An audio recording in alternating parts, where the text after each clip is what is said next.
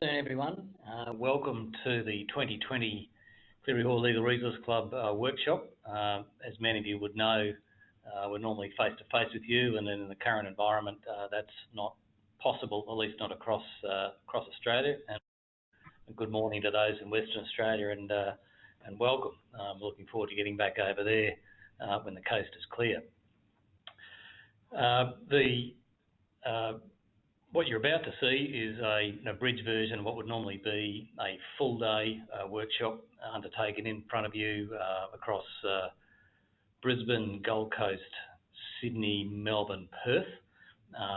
But spending a whole day looking at a computer isn't going to work for anyone. So welcome everyone. What we'd also like to do this morning is introduce you to the two aspects of our practice. Many of you would know this, but we have a different name for the firm. We have Cleary Hall Solicitors, and we also have our Cleary Hall Legal Resource Club. That is a group of about 1,300 accountants and financial advisors across Australia to whom we talk and communicate. That club has been going now for 27 years, and every year for 27 years we've had at least one of these workshops, and that's why you've been invited to our webinar workshop online today. And for those of you who have known us for quite a while, you might recognise a change in our branding.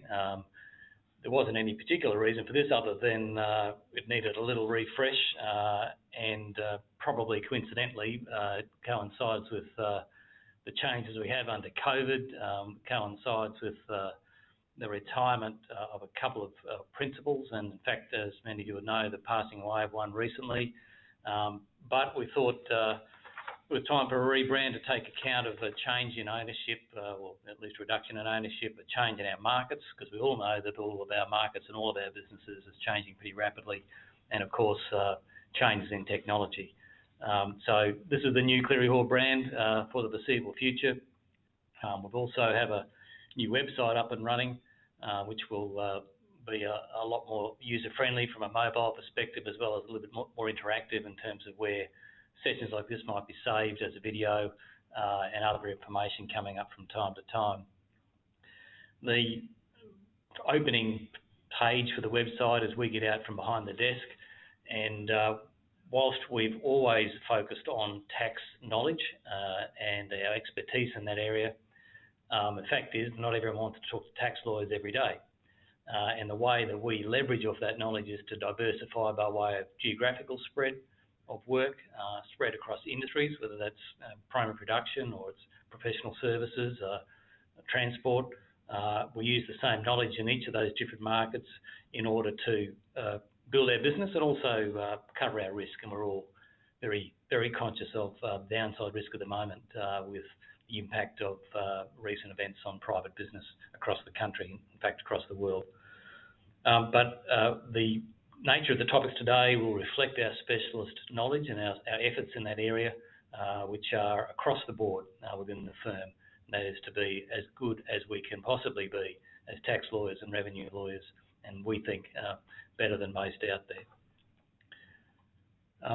One of the things you'll see a little bit more from us in the next few months is a little more activity in social media and the LinkedIn area, probably led by Paul, I think, Paul McAnoth, who's an ex-speaker, and Facebook. As much as us older practitioners aren't so keen on that, the fact is it's a worthwhile process to go through and a worthwhile platform to be visible on. What you will see, though, is a rebooting of our solutions and actions. That is, some of the topics we talk about are inherently complex, and often the best way to address those and raise awareness of the topics and also the solutions is to give case studies, and that's what's embodied in the solution and action platform, which has been in place now for more than 20 years. And some of our papers today will be converted to solutions and action in due course. So I think you've already had some housekeeping by our host today, and the other thing we might add is that we will take questions at the end of the papers, not because we don't want to answer questions during them, but logistically and because of the features of this platform, it's going to be easier for us to manage on that way. Every paper that's being presented will have someone behind them as a moderator. the moderator and Paul's paper, and we'll take turns. So we will collate your questions and go through those at the end of each paper and deal with them at that time. So I'd like to introduce Paul McEnroth. Many of you know Paul. Paul is based in Brisbane with me, and Adrian lives and works in Sydney. And Paul's our most senior lawyer in the Brisbane office, and his work geographically is obviously in Brisbane as well as North Queensland and the Gold Coast. So Paul, I'd like to hand to you, please, for the next paper. Thank you, Brett. So thank you everyone for joining us this afternoon or in the West just before lunch. I'm going to be talking about asset protection for individuals. What we're going to look at today are a couple of different areas. One is the threats that people face, and some of those threats are probably becoming a little more relevant at the moment, notwithstanding some changes to bankruptcy and liquidation laws in the midst of COVID-19. But we're going to look at asset protection generally and how we, I guess, what that actually means. And we're going to go through a case study. You'll see Helen's case study reflected throughout much of today's, most of the papers, I should say. And each paper has a slight variation on the case study. The facts are not always the same. Values might change to meet a particular purpose of that paper, but the circumstances of a family group are somewhat similar across the day. We're going to talk to you about our secured debt process and how we can use that in asset protection for individuals. And we're going to look at, in this paper, some alternative approaches out there and whether they achieve the same results. So when we're talking about asset protection, really, people are worried about threats that might come to them personally. Their main threat is creditors, but really, from asset protection perspective, it's about a trustee in bankruptcy. So can I protect my assets when I go bankrupt? That's the question that really needs to be answered. So obviously, in an individual setting, we're talking about the trustee in bankruptcy. Other threats are family court challenges, whether assets can be protected against a challenge in the family court. Estate challenges and generally claims against a person, not necessarily leading to bankruptcy, but whether we can defend against those claims using our asset protection structures. So when we're talking about asset protection, we're really talking about proper structuring. And unfortunately for most people in private business, they are very good at running their private business, but often start without thinking of the longer term, whether it be asset protection or even taxation flexibility. They might start a business simply in their own name, or they might have a shelf company with shares in their own name, which obviously doesn't lend itself to good asset protection. So when that happens, we look at, well, how can we protect those assets that individual might own? And when we might not be able to protect the asset itself by perhaps moving it to a different structure, we look at separating the value of that asset from the risk entity or the at-risk person, and we look to take a priority position ahead of those other competing secured or unsecured parties. We use this slide a lot in our asset protection seminars. It is obviously a battleship. We use it. Most of you would know, who've come to these sessions before, will know that Brett was in the Navy, and that was part of why I guess we use it. But it really is a good metaphor for good asset protection principles. And I won't tell the I guess the saying as well as Brett, but essentially the idea of a battleship is that it's compartmentalized so that you can take a hit in one area, keep moving and firing. So what we look to do when we're using those principles in an asset protection structure is we look to protect the assets by putting them into separate compartments. So we have a business compartment separated from our business assets compartment. Our other assets, our investments our home, superannuation. We compartmentalise those so that an attack on one doesn't bring the whole ship down. So what is at risk? Well, what most people who come to see us are looking to protect is their family home and perhaps some investments that they might have generated. Sometimes, or a lot of times, sorry, it may be that they've got a business that they've structured poorly through lack of knowledge or advice. And they want to look at protecting those assets going forward. So it might be shares or units in a trust, whether public or private. And an often forgotten area is beneficiary accounts in family trusts. So a UPE might exist in favour of the individual, and that individual becomes at risk, and that is an asset of theirs that might be attacked by a trustee in bankruptcy. Therefore, it could attack the business. So, as I said, this is the case study that we're going to talk a little bit about through today, this afternoon's session, and it centres on Helen, who's the matriarch of this family. Her husband Rick, they'd been married for 29 years, and Helen had children from a prior relationship, Charles and Carolyn, and Martin is married to Carolyn.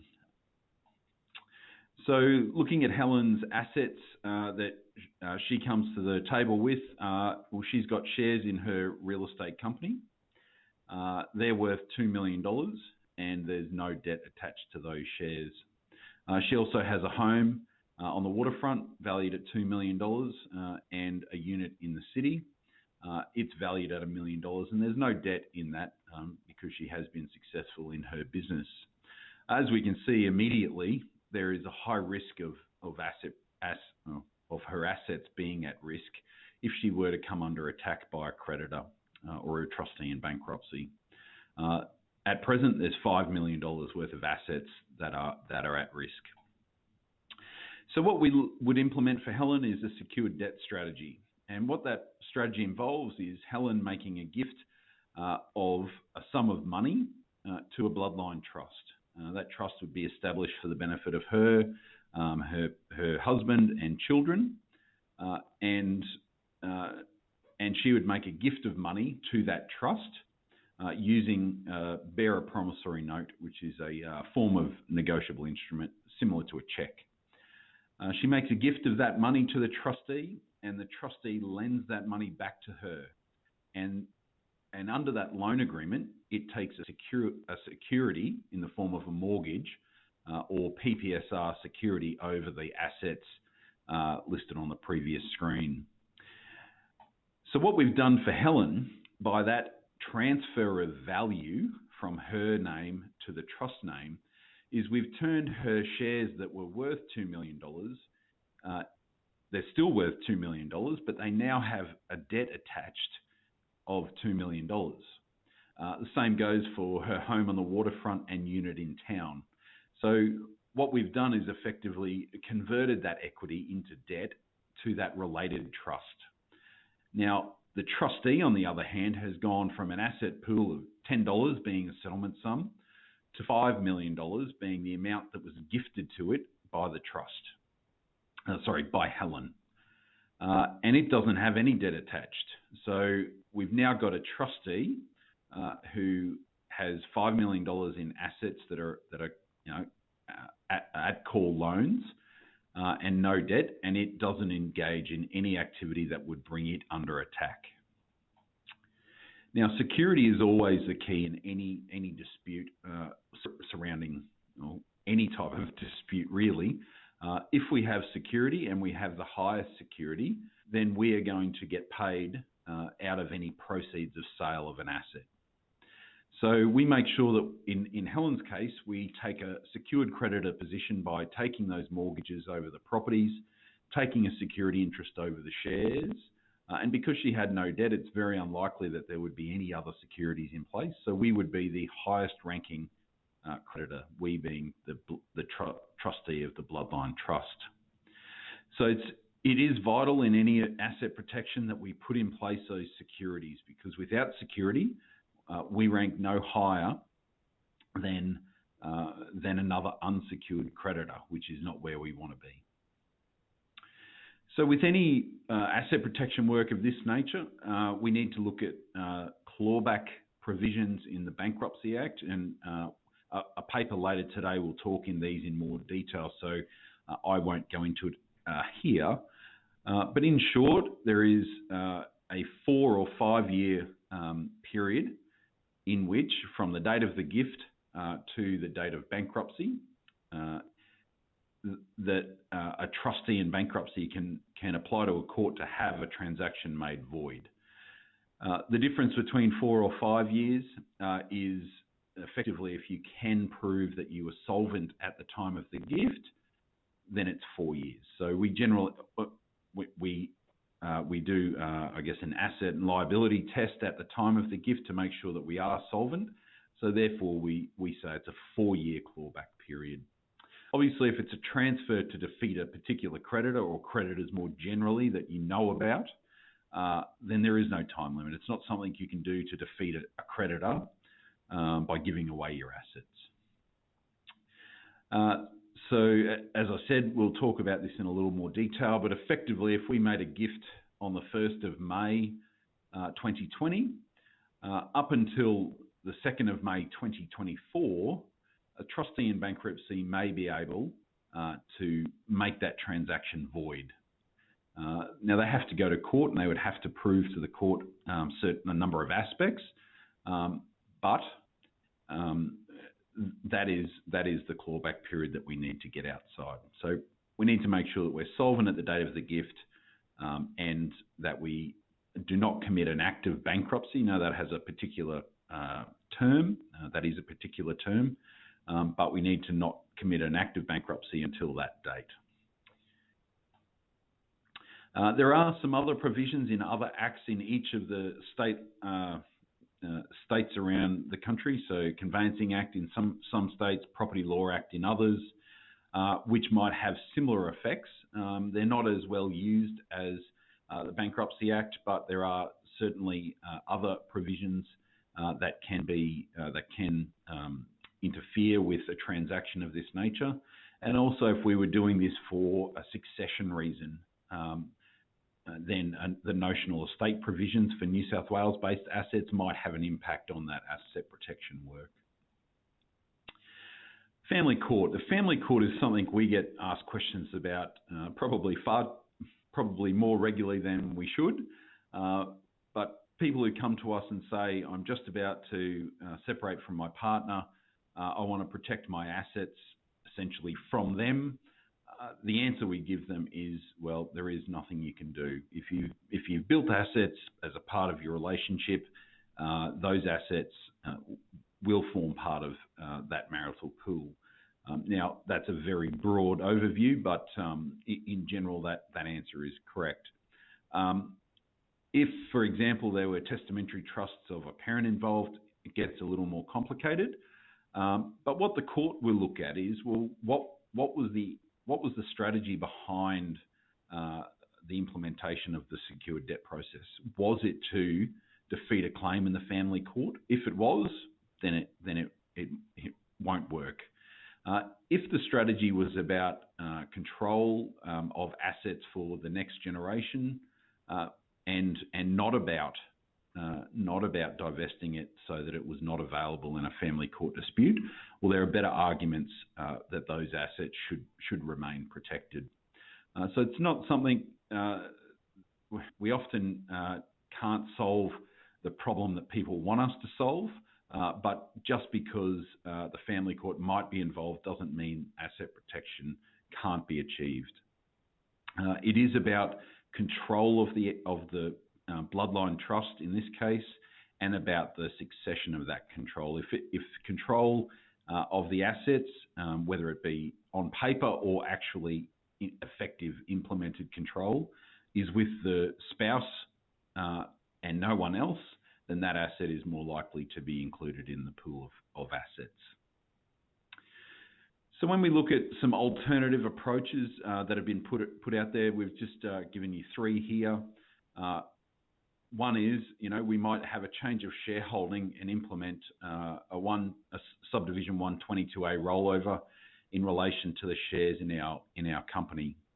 The second is, we might put everything in Rick's name. The third being, Rick can be the director of the company. So one strategy that's been out there, which was said to, provide some level of asset protection, was to implement a 122A rollover where we interpose a holding company in between the shareholder Helen and Helen Co. Helen Co can reduce its value by paying a fully franked dividend to Holding Co, but ultimately it doesn't provide personal asset protection for Helen. It does for Helen Co, because Helen Co doesn't have those retained earnings and cash often in the company. It actually resides in Holding Co. So in that case, yes, it's an asset protection device for Helen Co, but not for Helen. She still owns now two companies, both worth the same. And there are some other provisions in the Corporations Act which can reduce the asset protection in a holding company situation. So if a holding company it has the same board of directors, for example, it's quite possible that holding company will be liable for the insolvent trading of Helen Co in those circumstances. While this seemed initially to provide some asset protection, it doesn't do the job well enough. The other one we often get is, I'll just put everything in my partner's name. I'm the business owner. I won't have things in my name. So in some circumstances that will work perfectly fine. In others, and most private business, perhaps running from a trust, for example, or have a trust as a shareholder, it doesn't necessarily work. So in this case, if Rick didn't earn any income, and all the dividends went to Helen, she paid the mortgage, she paid for the upkeep of the house, and she were made bankrupt, trustee in bankruptcy might claim an equitable interest in the home, saying, well, Helen put all the money into the home, effectively was the owner, notwithstanding it was in someone else's legal name. Now, this came up for a client of ours certainly in the last year, 9 months, I think ago it was, where we had to defend against this exact scenario where the husband had been made bankrupt, and the trustee in bankruptcy was circling, wanting an interest in the home. In that case, we ended up having to pay the trustee in bankruptcy a sum to settle the matter. So what we might have thought provided us with some asset protection actually hurt us quite significantly. The other one is, I'll just make Rick the director, even though Helen is the operator of the business. That seems to shield Helen from some level of risk, but effectively these facts are taken from a case that was in the Supreme Court of Queensland last year. So Rick's not involved in the business. Helen runs the business. He is the sole director. She is, in that case, I think didn't even have a title, but she was signing most contracts with contractors or clients that come in. She was the name on all of signing bank checks, for example. The business in that circumstance traded whilst insolvent, and because Helen was the person with assets, you can know quite easily who the trustee in bankruptcy was going for. They were going for Helen to be declared as a shadow director, and in that case, the person was deemed to be a shadow director and was liable for a number of debts because of trading whilst insolvent. So again, something that might seem on the surface to provide some asset protection, but doesn't. So again, in summing up, we come back to this is probably a good reminder when a client is under attack to look and see, have we got our compartments right, or are we one ship, one compartment, and unfortunately, is that going to go down with the blow? So when we're doing an assessment, we look and say, well, have we been able to separate risk entities from asset-owning entities? Sometimes we haven't been able to, or we haven't got outside our time periods, but we need to make an assessment of that. So again, when we're defending those strategies, the clawback periods are crucial. So if our clients have undertaken this work, those clawback periods are essential. Have we got outside the clawback period, or can we push the matter along so that we can get outside the clawback period? As I said in the earlier slide, it is about a defined term being an act of bankruptcy. What that means is it's when your creditor's petition is lodged, or even a debtor's petition, it is the earliest date of insolvency in the immediate 6 months. So we know that we have to get to someone lodging a petition for bankruptcy. That will be after a court case, after a judgment, after we haven't paid on the judgment, any appeals that might be involved, and at that point, someone lodges that petition. So generally, that can be a number of years, and we might be able to manipulate that to push out those clawback periods. We need to consider control of trusts and whether a bankrupt should be removed from those positions, mainly to stop a fight, although there have been a few recent intrusions into control of trusts by the federal court, only in interlocutory matters and not on final decisions, but it may be more relevant nowadays to remove a person who is about to be bankrupted from those positions of control. We need to see if they might be a default beneficiary, and if they are, what strategies we need to take into effect to make sure that that person is protected and assets don't pass to the trustee in bankruptcy for that reason. Who has access to what information? So you will get requests for information, and those lawyer letters will say, give us this information. The question is, do you have to give it? Oftentimes the answer is no. They will be fishing for documents in circumstances where you shouldn't give that information.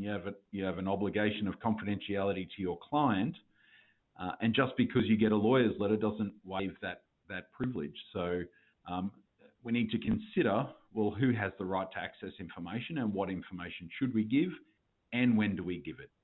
So these are all the things that we would assess if we were helping your clients to defend against a claim of any nature, but certainly one where we've put into place asset protection strategies.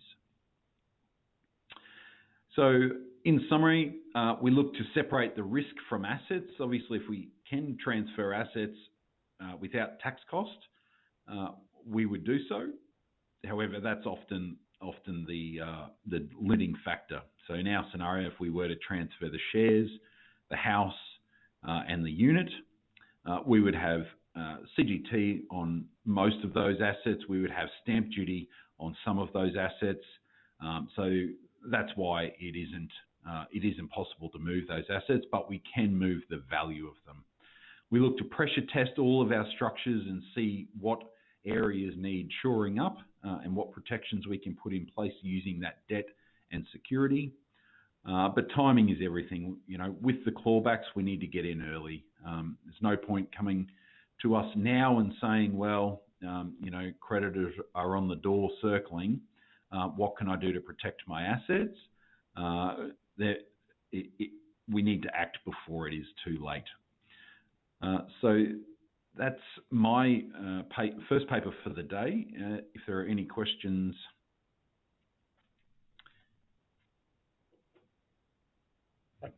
Paul, I've got a couple of questions that have come through from the participants. The first one is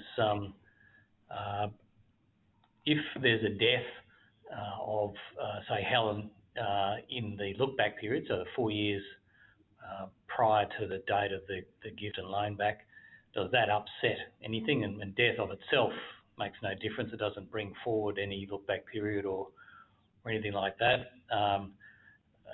But if the estate were a bankrupt estate, then yes, there'd be some exposure there under the look-back periods under the Bankruptcy Act. The second question that one of our attendees had was, if we chose to move the property from an individual's name into a discretionary trust for asset protection purposes, does that affect their ability to access the main residence exemption? Short answer is yes, and that's one of the reasons many people choose the secure debt process over the transfer of assets, apart from obvious stamp duty and CGT savings. And the third question is one we probably should have answered at the beginning. Will we be providing notes for today's sessions? Yes, each of you either have or will have shortly a synopsis of each of the papers. Some of the synopsises are very detailed because they need to be to take you to the law, if you ever feel that way inclined to look at the law. So they'll be emailed to you if they haven't been emailed already. So those are the three questions I have registered in the chat room. Unless you've got anything further to add, Paul, I might hand to Adrian.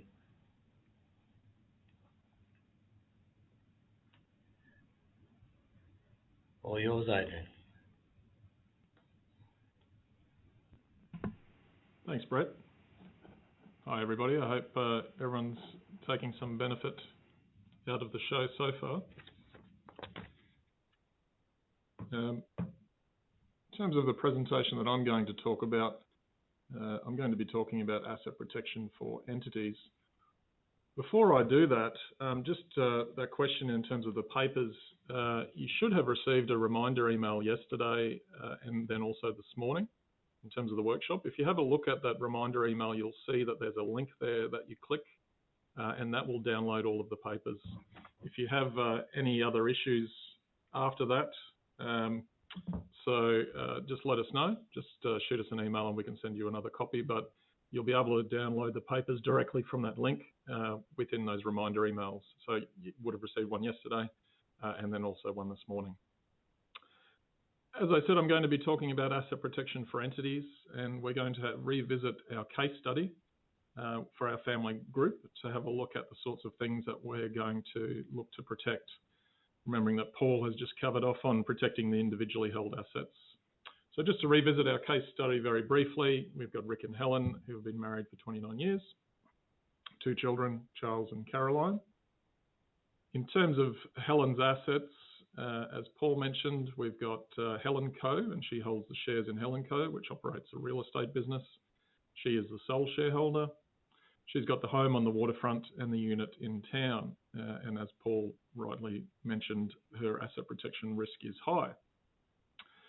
With that, straight away, if we're looking at protecting entities, recognising that perhaps we've done the secure debt process for the individually held assets, so having perhaps for the shares in Helen Co in terms of moving the value and the home and the unit in town, we've still got the company, and very often we'll still have a lot of value left in that company, whether that value is in the form of retained profits or cash at bank, or whether that value is in the form of plant and equipment, or perhaps other things particular to a client's business that maintain their value.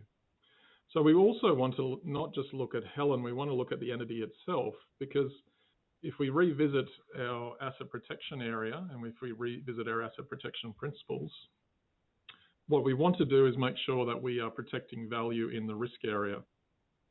So with that, we've identified our Helen Co, our company, as our risk area. And what we want to do is we want to make sure that Helen Co has as little value as possible in terms of value that a creditor or an aggressive creditor or somebody else can take if they attack Helen Co. In doing that, obviously we also need to consider tax cost. As Brett mentioned, everything in relation to what we do has a tax flavour, and we are tax lawyers. So we want to implement strategies and do things in a way that we're protecting value, but doing it in the most cost-effective way.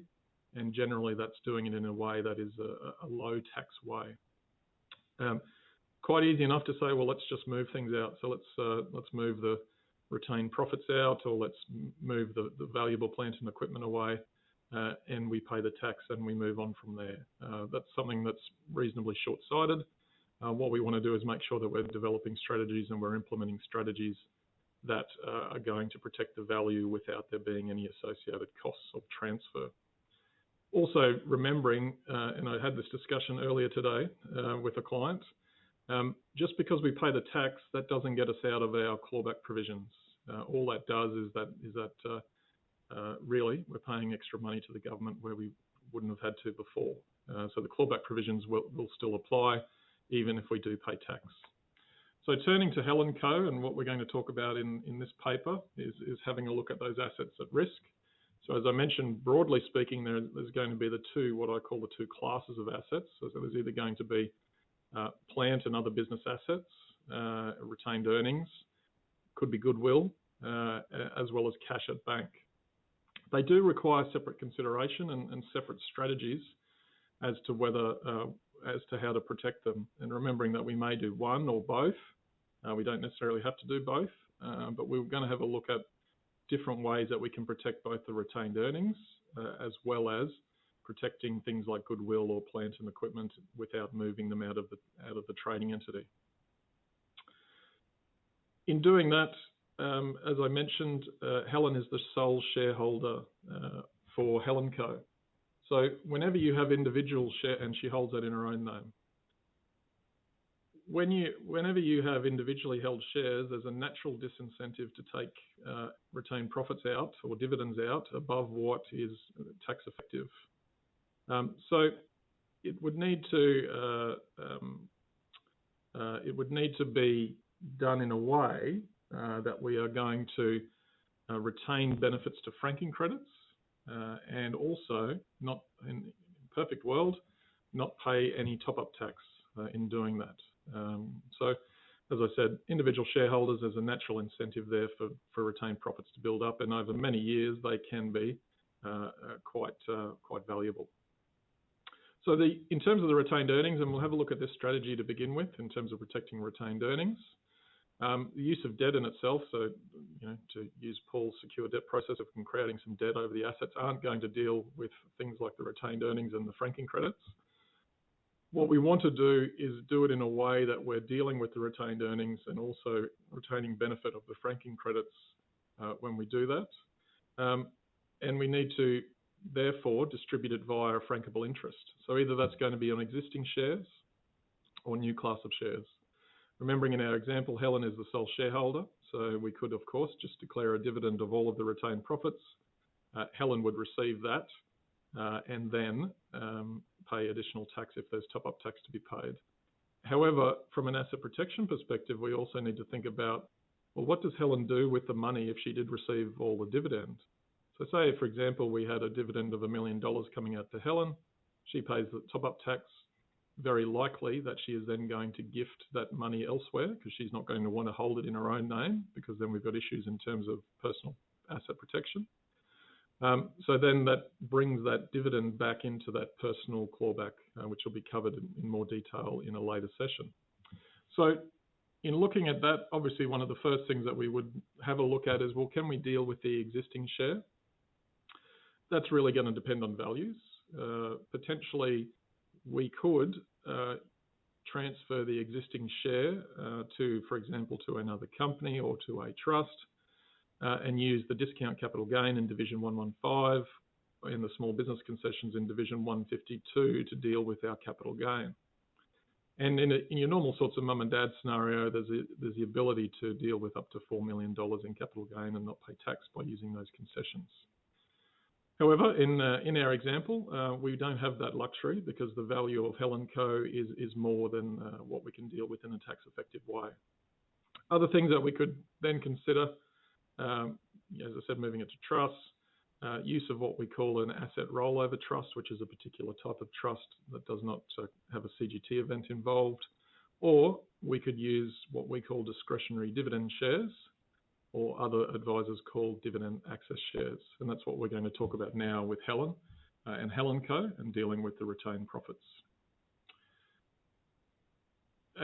So the rationale would be that we would amend the Constitution to allow the issuing of a discretionary dividend share which has particular rights. And I'll go through those rights in the next slide. Whenever we're talking about discretionary dividend shares, we need to be aware of ATO interest in relation to them. And in particular, Taxpayer Alert 2012/4, which deals with the use of dividend access shares and a number of arrangements in relation to their use and the mischief that the ATO think, or the mischief they're being used for in the ATO's view. If you have a look at that Taxpayer Alert, it deals with predominantly situations where the dividends are being declared to a loss entity. So we have a refund of tax, non-resident, and we get a refund of franking credits, or via a series of other structures so that it ends up in somebody's hand tax-free. We're not going to be talking about that here. And although we should still be talking to our clients about the Taxpayer Alert and letting them know of the ATO interest, we can also let them know that the ATO started an audit program on discretionary dividend shares or dividend access shares in 2011. We had a number of clients where we had used discretionary dividend shares who were audited by the ATO. Where we used them in the scenario that we're going to go through here, those clients had no issues with the tax office.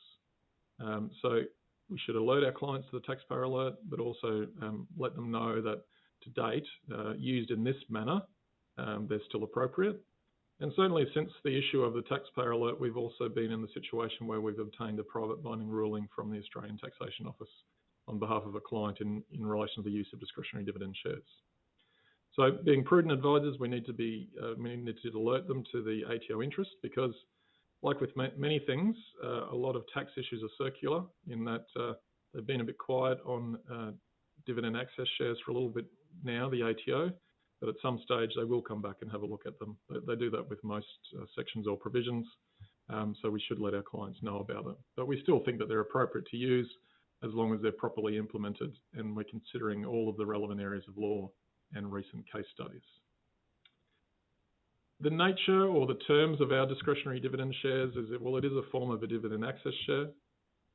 In terms of the rights in relation to them, they have a purely discretionary right to income, so they can only receive the dividend if the other ordinary shareholders agree to it.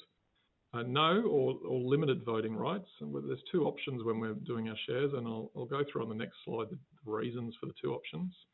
But for most uses of these, there will be no voting rights, no rights to capital. So on a wind-up or liquidation of the company, there's no rights to capital. And in fact, on a cancellation of the shares or a redemption, there's no right to any repayment of capital in relation to that. One of the other clauses that we have in there is that the shares automatically lose their rights to a dividend after 47 months or by director's resolution. And there's a specific tax-related reason for having that clause in there, which I'll come back to in a later slide. Now, those are the rights of our discretionary dividend shares. The reasons why we have those rights are all about having a look at what is the value of those shares. It's one of the things that we need to be aware of when issuing shares in a company are value shifting rules. So if we were just to issue ordinary shares to a new trust or a new company, then we would potentially have a value shift. So the value is going from Helen to the new shareholder in terms of the value of the company. The way that these shares are structured is that they have no value. If you are looking to sell these to somebody, it is very likely that they would pay pretty much nothing in relation to them because I'm getting a share with no right to income, no voting rights, no rights to capital, and something that automatically ends within 47 months. So it's not anything that really has any value. In terms of the different voting rights, which I mentioned before, that we have two options for the shares. And the reason for that is because of the recent changes in relation to the small business entity tax rate and the small business tax rate, so 27.5% or 25% as it's moving to. Because if we declare a dividend on a discretionary dividend share that has no voting rights, it will not fit within the current legislation in terms of the way that company is taxed. So, sorry, the end recipient is taxed. So the normal scenario would be we would issue our shares to another company, all of the shares which would be held by a trust, declare our dividend from Helen Co, and then that would be received obviously by the new reserve company. We need to think about what tax rate that reserve company pays. If the discretionary dividend shares have no voting rights and it's the only thing that it receives, then it will be taxed at 30%. So we will have a franked dividend from Helen Co at 27.5%, for example, and then received at reserve company rate at 30%. So there will be a 2.5% difference. Of course, when Reserve Co declares a dividend, it will be franked at 30%. So we are paying more tax, but we will get the benefit of that franking credit eventually. The other option is that we give a 10% voting right, or at least a 10% voting right to the shares. That means that it will qualify for the small business tax rate, our reserve company. So it will pay tax at 27.5% to use that figure. So that would be a way of doing it without top-up tax. If reserve company then declared a dividend, it would again pass through at 27.5%. So there are two options there. In terms of which way we go, obviously we need to talk to the clients about the pros and cons of going with either way. Certainly from a risk perspective and a tax risk perspective, the safer way is option one, no voting rights. So that's generally what we end up doing with clients. Now, I mentioned before, obviously, and Brett has mentioned that we are tax lawyers and we talk a lot about tax. The normal sorts of things that we would need to think about in implementing this sort of strategy and issuing the shares would be, as I mentioned before, the value shifting rules, obviously the tax rate differentiation between the small business tax rate and the normal company rate, the debt equity rules. So do we actually have an equity instrument or do we have a debt instrument that we can't frank a dividend on? Dividend streaming, dividend stripping, franking credit trading rules, so how long we have to hold the shares for, as well as the general anti-avoidance provisions within the Tax Act in Part 4A. So, for the purposes of today, all of those are dealt with in detail in the synopsis that's been provided via that link that I mentioned. So you'll find that runs to many pages. I'm not going to talk about it today over the video, aside from saying that we cover off on each of those areas and we get a tick in the box for each and that we don't see there being an issue there. But if you want to have more of an in-depth read of that, it's all contained within the synopsis. Hard enough explaining or talking to these things and keeping people awake in a face-to-face format. I think it would be very, very difficult to keep everyone engaged in a video format if we really dug into these technical issues. So they are all in your paper still, but I'm not going to talk about them today, apart from saying that we have considered them and we've covered off on them in the use of our discretionary dividend shares.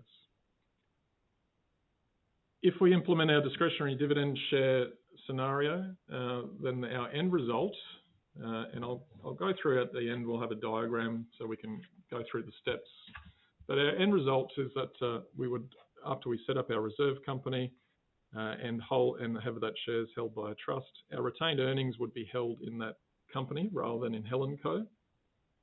If Helen Co comes under attack, then we've protected those retained earnings from attack.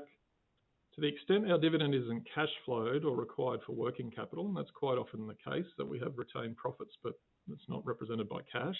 It's tied up in debt or paying down debt, or it's tied up in debtors or WIP for professional practices. But to the extent it's not cash flowed, then we can lend it back to Helen Co. We talk a lot about taking security in our asset protection work, so we would want to take security in the form of a Personal Property Securities Act interest over Helen Co. So we would end up with a scenario where our reserve company would be a secured creditor of Helen Co. If the proverbial hits the fan in Helen Co, the way securities law works is that it's first in line to get its money back after any other previously secured creditors. The franking credits would now be with Helen Reserve, so we're maintaining the benefit of those franking credits for future use if we then declare a dividend out of Helen Reserve. Turning now to dealing with goodwill or other assets. So goodwill, and I'm not an accountant, I must admit, but the normal definition of goodwill is really a value that exceeds retained earnings, representing the value of the business. Very often it's not on the balance sheet unless it's been acquired from elsewhere, as in we've had an acquisition of the asset. But that's really what the value of our business is its goodwill, what somebody is prepared to pay for it. We also have similar issues with long-term capital assets. And an example I often use in that scenario is our drilling clients. So the ones that drill in the mines and so forth, they have very valuable, very capital-intensive drilling rigs, and quite often they have quite a few of them. Now, on the drilling rig itself, nothing really breaks apart from the drill bit. So we might have a rig that's worth $500,000 or $1 million. We paid it off some years ago, and it's still running strong. So that's what we think about when we think of long-term capital assets. Again, on the books, the value may not be much. They may have been written down due to depreciation and those sorts of things. But that's what we'll really need if we have issues in terms of our client and our trading entity. So what we would do is, again, we would appropriately structure a reserve company, and we would make a gift of capital equal to the difference between the market value of our business and our book value. So hence, that's really the goodwill factor. Or when we're dealing with things like the market, we're dealing with those capital assets, the market value of the assets as opposed to their depreciated value. As part of that step, very often we'd be required to revalue those assets and allocate them to a revaluation reserve. But that's the general process in dealing with either goodwill or those valuable capital assets where we can't, or it's not effective to move those capital assets. Because one of our other solutions or strategies would be to move, again, returning to our drilling rig example, to move the drilling rigs out of Helen Co., if Helen was the driller, put them in a plant and equipment company and lease them back. However, sometimes maybe they're under finance or maybe the costs of moving them are too much. So sometimes we have to leave things in the trade entity. So this is a way of protecting that. Again, in terms of tax issues and other issues in terms of the Corporations Act, the sorts of things that we would need to think about in implementing this strategy. So this is a gift of the value of the goodwill or the value of the capital assets, would be, can a company make a gift? And I should say, I preface my comments on this slide by saying, again, you'll find the technical analysis of this within the paper. I'm not going to go through it on the video today. But if you want to have a read of how these things work and how, in terms of the analysis of whether a company can make a gift, that's in the notes. But the short of it is a company can make a gift. It has the powers to do anything that a person can do. We also need to think about statutory clawback provisions within the Corporations Act, and Brett will talk about them a little bit more in a later paper. But much like Paul mentioned, in terms of the individual asset protection, we have statutory clawback whenever we're doing things with companies. So very briefly, much like if we're trying to defeat a creditor, if we're already insolvent, or we're doing things to defeat a particular creditor of a company, those can obviously be unwound. But there are some other ones that deal with this sort of transaction, so dividends or gifts or payments. Division 7A, we're moving value out of a company, so we need to think about Division 7A. And often the solution to that is to move it to another company, so we don't incur any Division 7A costs.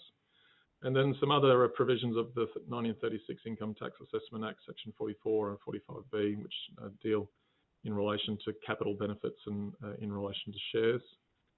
So, as I said, all of those are covered in your paper if you'd like to read through them, but we have considered all of them in implementing these strategies.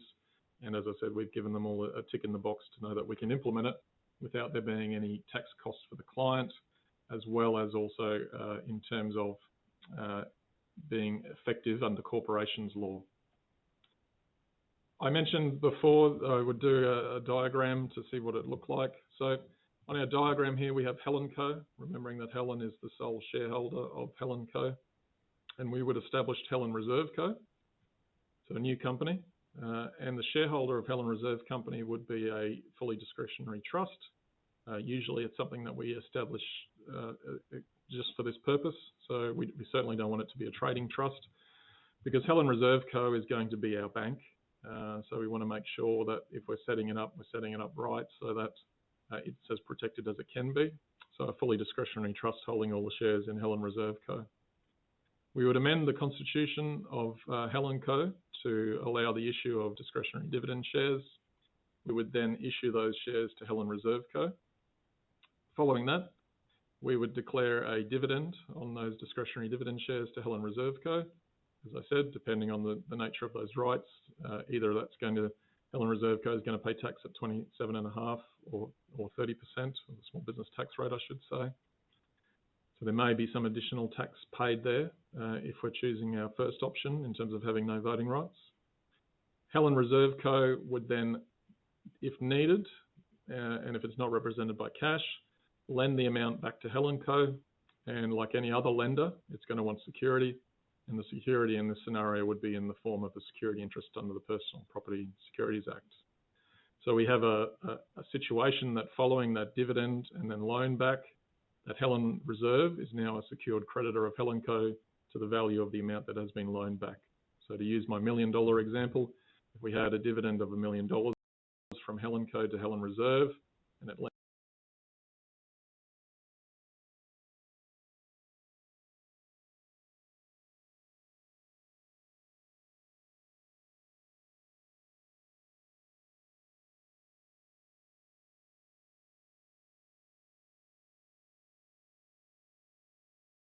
money, and we would document it in the form of a bearer note, and there's some analysis on what bearer notes are in your paper and how they're legally effective. They're a bill of exchange under the Bills of Exchange Act. We would document that gift by the note. Helen Reserve Co. would receive it. No tax on that gift. No issues with Division 7A. Again, Helen Reserve Co. would lend that amount back to Helen Co. and take security again in the form of a security interest. So at the end of the day, after we've implemented this, and as I said, we can either do one or both, or do them separately. At the end of the day, what we would have is Helen Reserve Co. being a secured creditor of Helen Co. As I mentioned, secured creditors take priority over unsecured creditors, including owners. So Helen, as the shareholder of Helen Co., sits behind secured creditors, sits behind unsecured creditors as an owner. So what we're doing is we're making our bank, Helen Reserve Co., the secured creditor of Helen Co. We're keeping it as little value as possible in Helen Co. And there's obviously, this is something that once we've got it implemented in place, we can do it every year in terms of taking dividends out of retained profits and lending back if needs be. But the rationale behind it is we've got Helen in our battleship example. It's up the front of the battleship. We want to keep that as valueless as we can, so that if from a creditor perspective, so that if we come under attack, then we're in a strong position. In terms of properly implementing asset protection, obviously we want to reduce our exposure to commercial risk. One of the things will be, well, can't we just get insurance to cover these sorts of events? And certainly with some events, we can get insurance, but if you've ever dealt with insurance companies following an event, I can tell you my experience.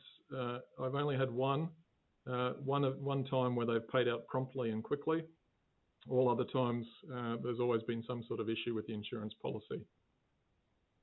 Our key, though, really is making our Helen Reserve Co. a secured creditor, because at the end of the day, the assets of Helen Co. are not going to move unless our secured creditors agree to them.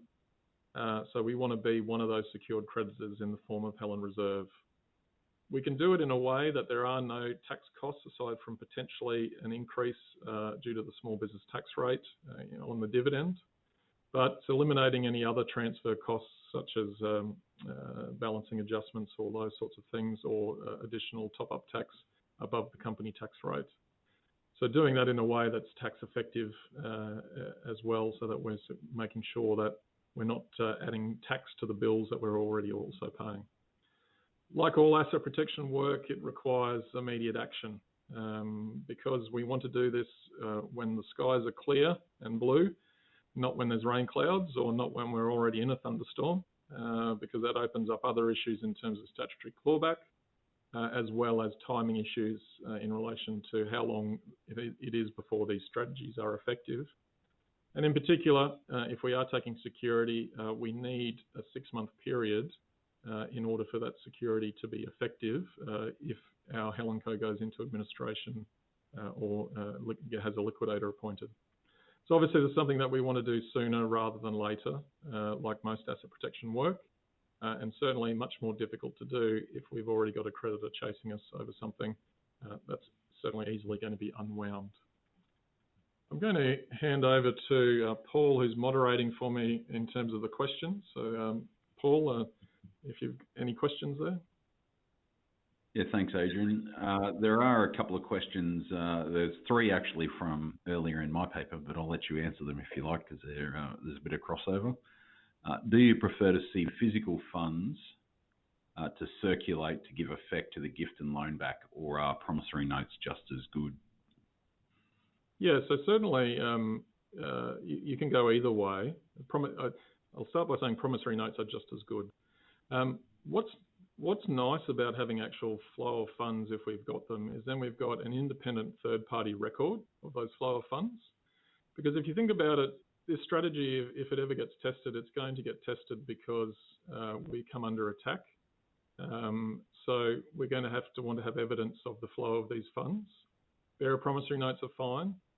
However, if we can get that independent third-party record of a bank transaction, bank statements of the flow of the funds, that's definite evidence there of the flow of those. So certainly more advantageous. I have had issues in the past when doing that, when moving funds around with banks, that sometimes they ask questions about why there's the movement of these such a large flow of funds. Obviously easy enough to explain. But yeah, either way is fine. If it's possible, it is better to actually flow the funds. So the next question is, in Helen's example, will the funds be forgiven, i.e. for Centrelink purposes? Would she be deemed to still hold the asset? And then will Helen have any recall on this in the future? I'll probably lead with that one, Adrian. The answer is yes. She will still, for Centrelink purposes, be deemed to control those assets. For Centrelink purposes, they take into account where you might be a beneficiary of a trust.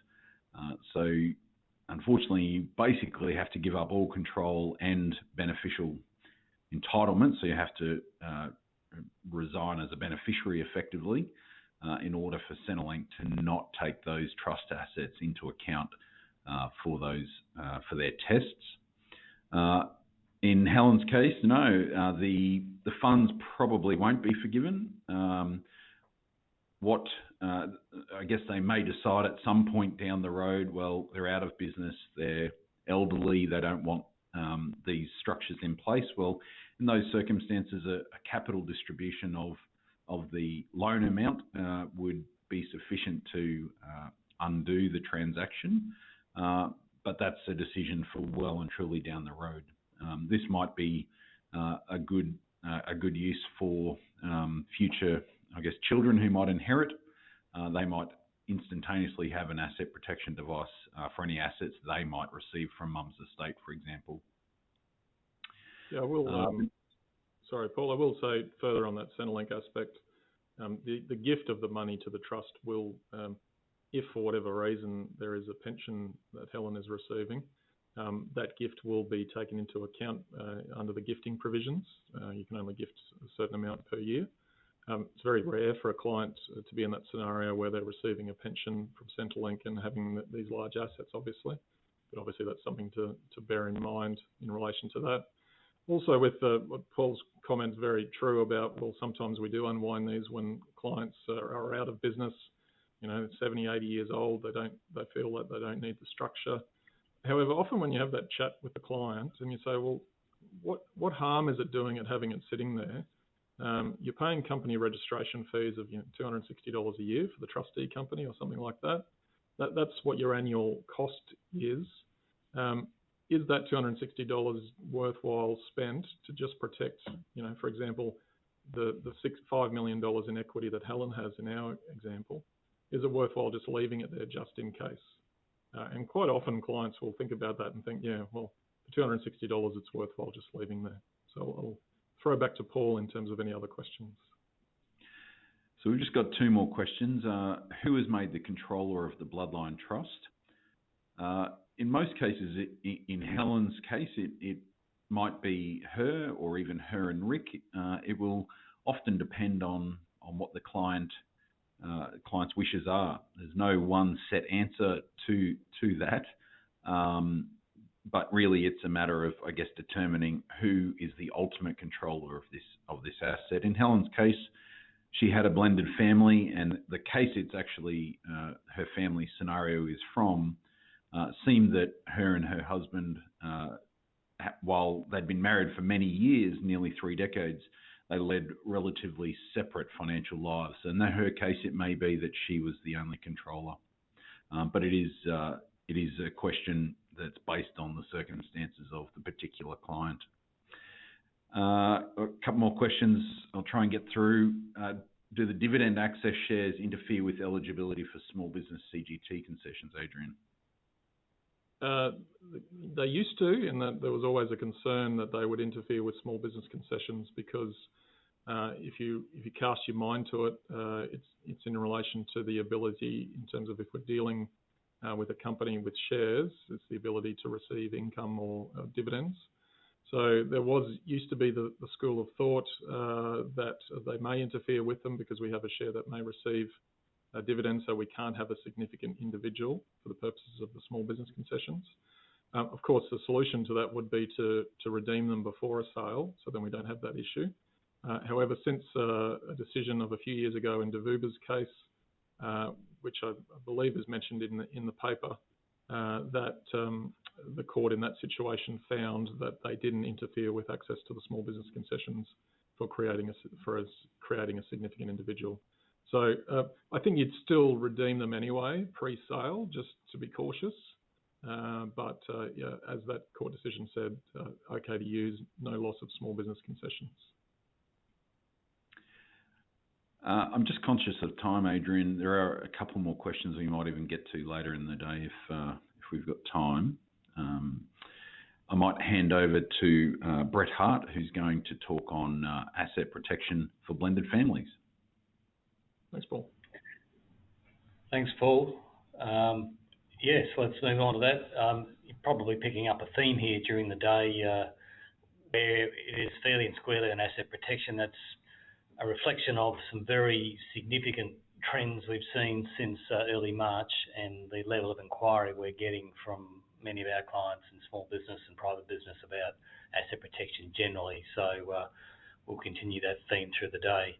This paper is asset protection, but more squarely in the context of estate planning and the prospects of having an estate plan upset or, in fact, overturned, being a threat against the estate more so than a threat against an individual or a trading company during its lifetime or its operations, respectively.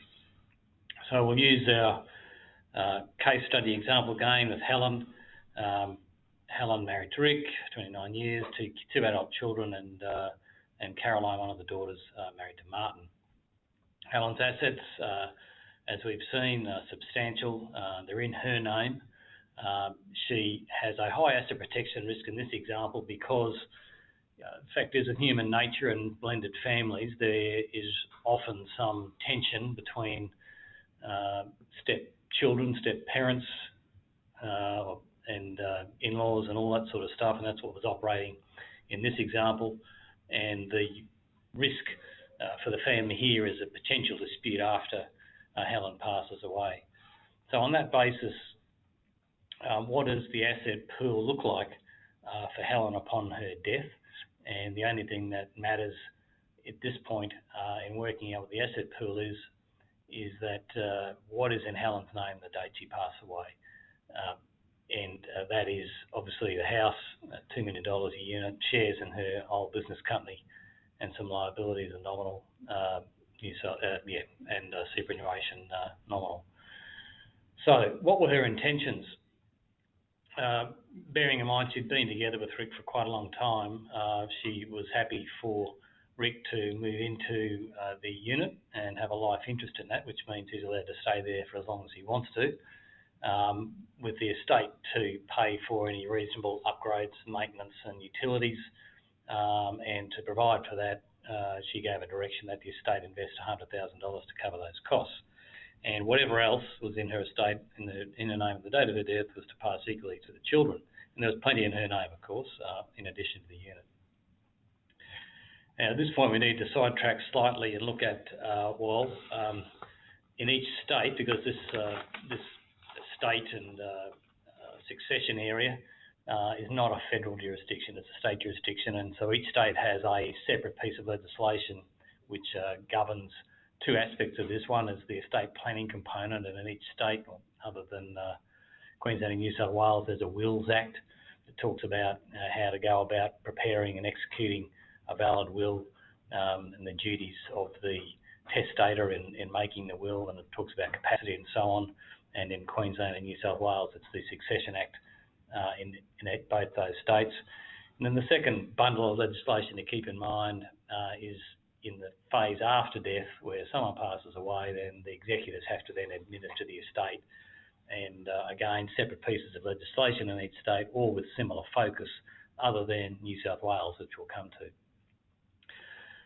So in most states other than New South Wales, the assets of the estate are comprised of the individual's assets at the date of death, obviously property, whether that's real estate or personal property such as shares or units in unit trust, cash or other valuables.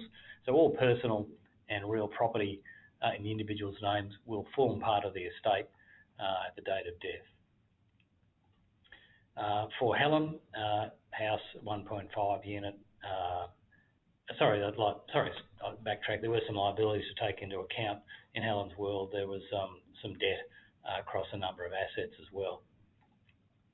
In New South Wales, as we foreshadowed, there are some special rules, and they have similar operation in terms of setting aside transactions to what you might expect to see in the insolvency world and the Bankruptcy Act and some parts of the Corporations Act. So in New South Wales, it's not as clean a picture as other states in that it's possible in New South Wales for the Supreme Court to be asked to claw back assets that are not in the individual's name at the date of their death and that may have been transferred elsewhere prior to their death, or assets which were never owned by the individual but which might be pulled into the estate under what's called the notional estate provisions in New South Wales. There's a fairly steep hurdle for someone to jump over to get to that point, and that is the applicant. So the disgruntled beneficiary would need to show that there's been what's termed a relevant property transaction, and secondly, that the transaction was made within a certain time prior to the death of the deceased. And the time frames are parallels again in bankruptcy and in the Corporations Act, in that if there was a relevant property transaction, which we'll come to, which occurred 3 years prior to the death of the individual, and that transaction occurred with the intention of denying or limiting a provision for any person in the estate, or even on a shorter time frame and a lower threshold, if 1 year prior to the death of the deceased, there was able to be shown that the deceased had a moral obligation to look after someone but didn't, then that's how far the court can look back to try to unwind transactions undertaken, or in fact bring into the estate assets which might not otherwise be there. So in the other states, the assets of the estate definitely don't include assets owned by related trusts or companies. They don't include assets held in a superannuation fund unless those fund reserves or those unspent superannuation reserves at the date of death are directed to come into the estate and to be held by the legal personal representatives. It doesn't include assets owned as joint tenants on the basis that a home or a piece of property usually owned as joint tenants will belong to the survivor between the tenants rather than the half or the portion owned by one of the joint tenants going through the estate. And that rider, again, that in New South Wales it's not so clear, and you may find that there are other assets brought into the pool through the notional estate provisions. So what happens when someone passes away? There's an awareness of what's in a will, and one of the family, usually, or relatives, is unhappy with their provision by the deceased. What are their rights? Well, the term we use is a family provision application. They used to be called testator family maintenance applications. And there's, again, separate legislation in each state. We've talked through that in slide 7 there, which talks about the Succession Act or the Administration and Probate Act in each state. And the purpose of that legislation is to protect and give rights to an unhappy person where the deceased had a moral duty to provide for them. We're often asked the question in estate planning, do I have to, well, if I'm equal to everyone, will that, prevent a dispute? Well, answer is maybe, but equality and fairness isn't really that relevant. It's a question of did you make adequate provision for people you may have an obligation to provide for? So what's an eligible person, or who's an eligible person? Slightly different definition in each state. In each state, it includes a spouse of the deceased, de facto or married, child or dependent person. New South Wales also goes a bit further and includes a former spouse, where one hasn't had a formal property settlement that would, of course, override this scenario in most cases. In Victoria, it also includes a former spouse, spouse of a child, and member of a household. And again, on the basis that member of the household would be a dependent at some level. And Western Australia also includes a former spouse. So if you are looking at, well, who can make these claims, or we've just gone through who the eligible people are, but once they get to the starting line or open the gate there for that claim, what have they got to show? And there are about a dozen, or at least a dozen factors that the claimant has to demonstrate in their application to the Supreme Court. And that application must be supported by evidence, and there are some time limits for that. So from the date of death plus 6 months, anyone who's unhappy has to make their intentions known to the executors, the legal person representatives, that they're going to make a claim. They then have to demonstrate that they are an eligible person, and then they have to issue proceedings within a further 3 months. So we're 9 months out from the date of death, really, until you can be, as an executor, comfortable that, if you like, the coast is clear. And very rarely, really, is there any distribution of estate assets inside 6 to 9 months anyway, in most estates where there's any kind of risk of a claim or any fear or discontent among the family. So the factors to consider, okay, well, the first one is the eligible person under some form of disability? How old are they? What sort of contribution did they make to the deceased estate? Did they, look after the house? Did they mow the lawns? Did they plough the paddocks? Those sort of things. What was the nature of their relationship? Did the deceased have an obligation in relation to the eligible person? How big is the estate? It's all very well to say that you want more, but it's not a very big estate. That may not, in fact, happen at all. And what are the financial resources of the eligible person? Some more factors. We talked about age and any form of disability and contribution. What about previous benefits paid to the eligible person, the claimant? What if there'd been a discussion among the family and it was agreed that a particular child would receive their inheritance now and they were to walk away? It doesn't prevent them making a claim, but it certainly doesn't help them if they've already had very significant provision from the deceased on that basis.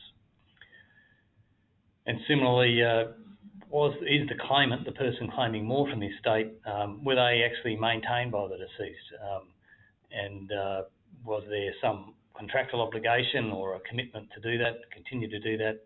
And does the claimant come to the court with clean hands? Are they a person who appears to be of good character and conduct and are not pushing the limits of truth and good intentions?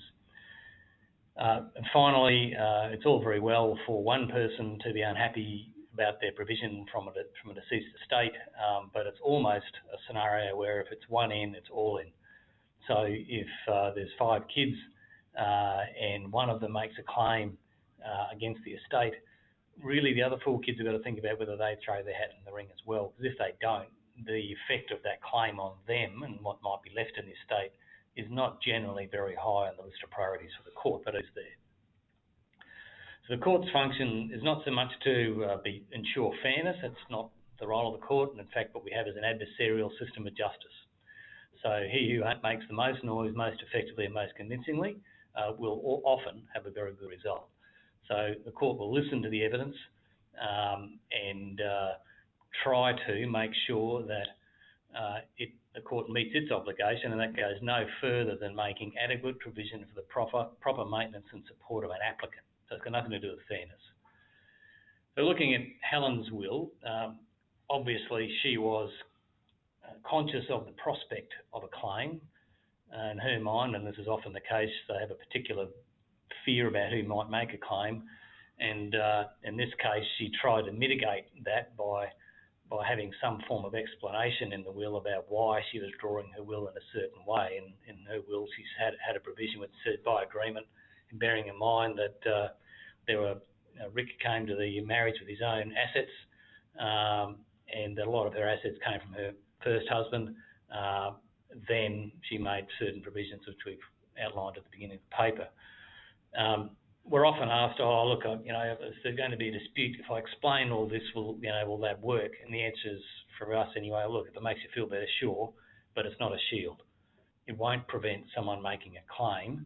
And the analogy we often draw is if you're at the pub on a Friday night and it's a rowdy pub, if someone's going to take a swing at you, well, you can't really prevent them doing that, but you can be ready for it, and you can have a plan about how you're going to deal with it and how you're going to protect yourself. And that's exactly the sort of approach we tend to take in these scenarios when we can't do much about someone's ability to claim or not claim, but we can make sure that if they do, the wishes of the testator will prevail, notwithstanding any prospect of a dispute. So the court listened to the evidence of Rick. It looked at what he was trying to tell them about his entitlement in the estate, and it made a different decision about how Helen's estate would be divided. In fact, quite a big difference. Remember, he just had a life interest in a unit, not in the house, so he's suddenly got a very flexible life interest in a house. He's got the ability to downsize that into some other arrangement for supported living or a smaller home. You also get some of the income from the balance of the sale proceeds of the house for life. He gets $100,000 cash, not just having the estate invest $100,000 to maintain a unit, so he gets $100,000 without any conditions on it. And then after all of that, whatever's left goes to Caroline and Charles, and clearly that was not what Helen set out to achieve. So what would be the outcome if we did it differently? Well, the will is Helen's mouthpiece from the grave, and what we really need to do, as is explained to me by one of the founders of this firm, John Hoare, is that we need to follow the golden rule. He or she who has the gold makes the rules, and our job is to make those rules enforceable. Not necessarily to make everyone happy, but to make those rules or implement those rules even when Helen, in this case, isn't around. But it requires a fair bit of planning. And one of the few, in fact the only case we'll talk about I think in this paper is Barnes & Barnes, and as a young lawyer I was in the middle of defending an estate from a challenge on the basis of the sort of strategy we're about to talk about, or a simplified version.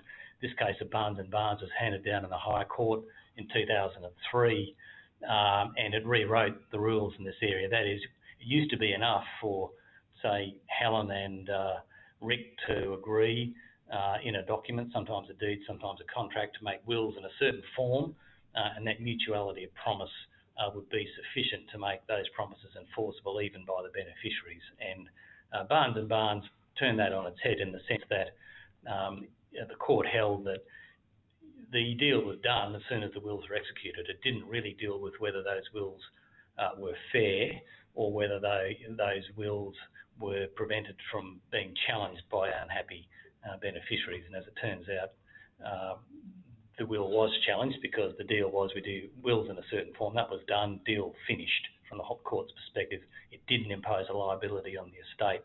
And bearing in mind that the only thing from which an order can be made for provision under a family provision application is what's left after the liabilities of the estate have been accounted for. So let's turn to that in a bit more detail. Our approach to deal with the threat of a challenge to a will in the nature of a family provision application is to look at what we've called an Aegis will, Aegis being the shield of the Greek god Zeus, and that goes back to trying to explain these sort of things to cane farmers in the Burdick in North Queensland in the 90s, standing in packing sheds and tractor sheds trying to get this message across on an overhead projector against the wall. So we needed to come up with a name that sent a message. So using this type of will does provide a number of layers of protection to defend and protect the assets of the estate against any challenge by a disaffected beneficiary. And we use a combination of good trust as a recipient of the gifts, in this case a bloodline trust, and then some contractual and enforcement remedies over the top to give priority to the bloodline trust over all other creditors and claimants in the estate. Almost all of you will have seen presentations by us now for many years on bloodline trusts, again developed specifically for primary producers in North Queensland many years ago, very robust in estate planning scenarios, particularly intergenerational and multi-generational transfers of wealth. And in effect, it amounts to a special form of discretionary trust, a purely discretionary trust, but one which limits the flow of capital to a smaller group of people than might otherwise be the case with an ordinary discretionary trust. It limits the flow of capital to bloodline beneficiaries in most families. We've heard this afternoon about the secure debt strategy in I guess, basic asset protection, gift and loan back. I won't go over that in great detail. Paul covered it this morning, although in this example of using an Aegis will strategy, first of all, stating the secure debt strategy is a good step. It takes away a lot of value from Helen's name. It imposes a significant liability on the estate, which must be taken into account before any other claim is met, and really converts the bloodline trust for estate planning purposes to in the nature of a family bank to protect that accumulated wealth.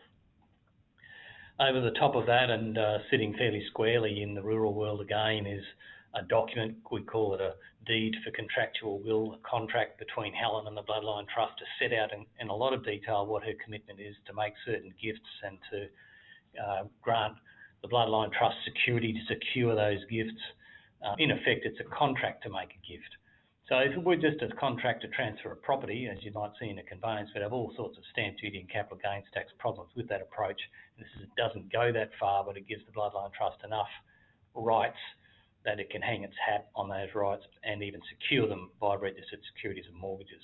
It gives the bloodline trust damages measurable in money terms if there's a claim.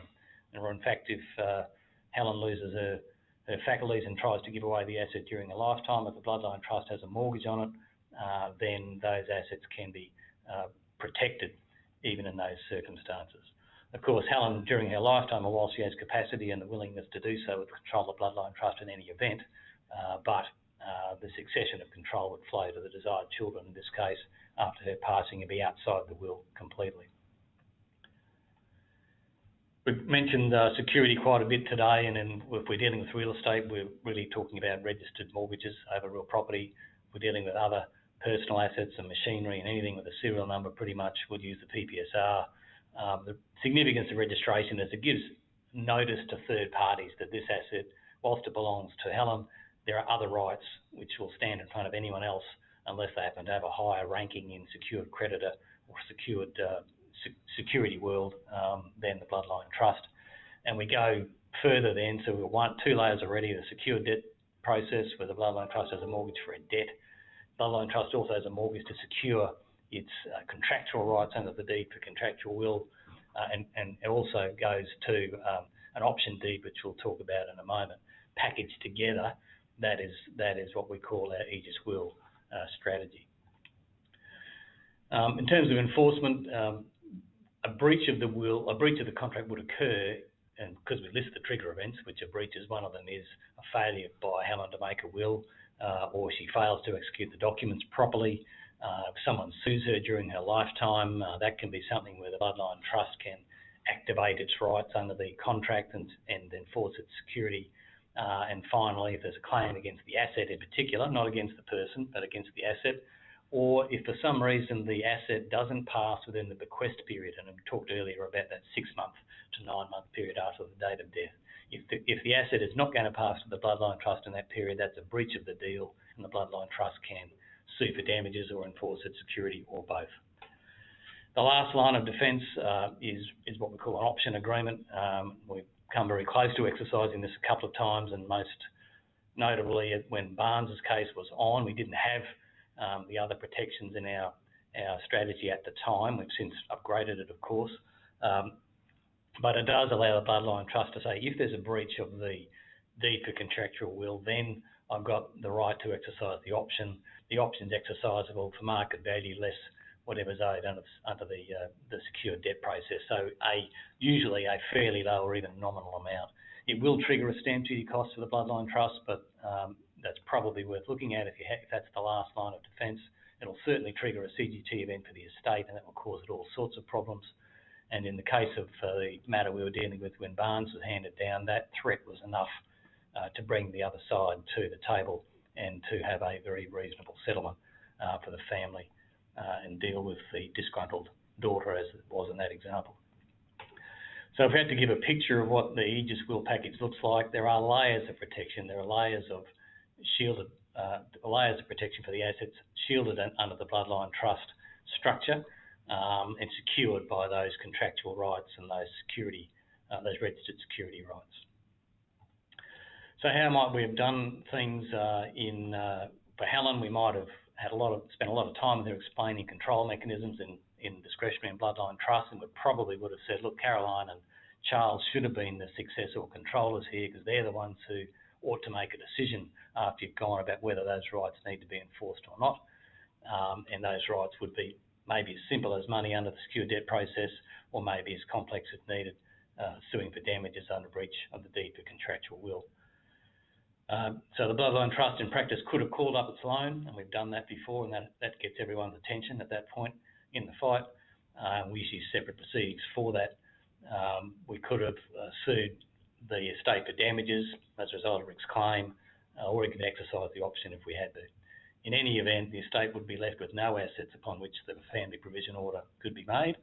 Rick would still have his life interest in the unit. No one was upset about that, but he wouldn't have had any more than that, and Helen's testamentary wishes would have been achieved and enforceable. So really, we're again using shifting of equity, shifting of value, protecting that value by the use of trusts, bloodline trusts in this scenario, and giving the bloodline trust priority over all other claimants in the estate, and doing so without any taxing events. The assets, if things go well, pass under the will as everyone wants them to, and of course no stamp duty or CGT consequences of that, and none of the steps we put in place in order to protect the assets of themselves create any CGT or stamp duty events at all. What it does do is create liabilities over personally held assets, which takes value out of the estate. And in our bar fight scenario, there can be a fight, but there's not going to be much to hit. If you think it won't happen to you, this case study and the one we're using throughout today is based loosely on Marcella's case in Victoria. I won't bore you with the detail, but those who want to read it can have a look at that. There was also a fight about self-superannuation funds as well, which is interesting. So, in conclusion, estate planning should be something that's looked at regularly, just like any other form of planning. We'd suggest every 5 to 10 years for most family, unless there's one of the 3 Ds, death, divorce or disability. That's probably a prompt to look at, is this arrangement still what we want to have happen, or should we change it? If there's a realistic prospect of a family provision application, accept the risk but do something about the assets rather than just trying to give an explanation in the will about why a particular person might have been left out or treated less than they thought they should have been treated. And one way or another, then the clients need expert advice. It really is a transaction. This is a movement of assets from person A to person B. On any analysis, that is a tax transaction. There's stamp duty payable, and there's CGT issues if it's not done correctly. And even worse, if it's not done correctly, the asset may not get to its destination at all. Any questions? G'day, Brett. Got a question here. What if a spouse is not happy with their percentage under a self-managed super fund binding death nomination, e.g. a member who passes away leaving a binding death nomination, leaving 70% to adult children from first marriage and 30% to current wife, assuming their combined wealth was accumulated during their time together. Far away. Thanks, Adrian. I was hoping you were going to answer that for me. Look, if it's a self-managed superannuation fund, you've got a lot of tools in your kit in order to deal with that. And to put it bluntly, it's much easier to, if that's what the family wanted and that's what they want to enforce, then the rules of the superannuation fund can be made very robust in that area because, of course, they're outside the ambit of the Superannuation Complaints Tribunal, and their only recourse really is against the trustees if those trustees breach their duties, fiduciary duties to beneficiaries, being the members of the fund. And this case that we talked about is, in fact, there's quite a lot of, Marcella's case, there's quite a lot of information on that, but it would be a problem in a retail fund, a self-managed fund. We look at the fund rules and amend it accordingly.